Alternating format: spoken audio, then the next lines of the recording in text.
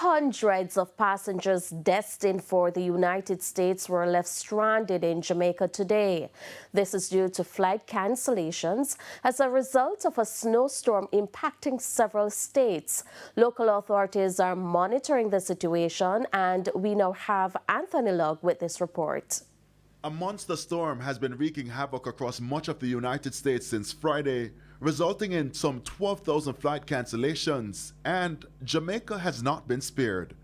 Transport Minister Dal Vaz provided details Saturday afternoon. I can confirm that Jamaica has begun to be impacted with cancellations from the USA as a result of the winter storms flowing through the USA.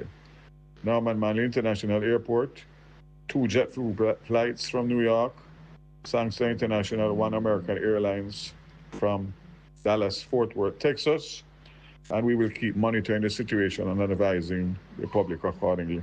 When our news team visited the Norman Manley International Airport in Kingston, this is what it looked like.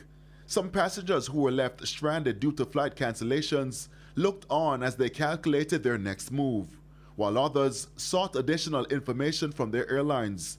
The snowstorm in the United States is expected to continue into Sunday, and so uncertainty lingers over when the flights will resume. In the meantime, passengers are being urged to check with their respective air carriers before turning up at airports. Anthony Lugg, TVJ News.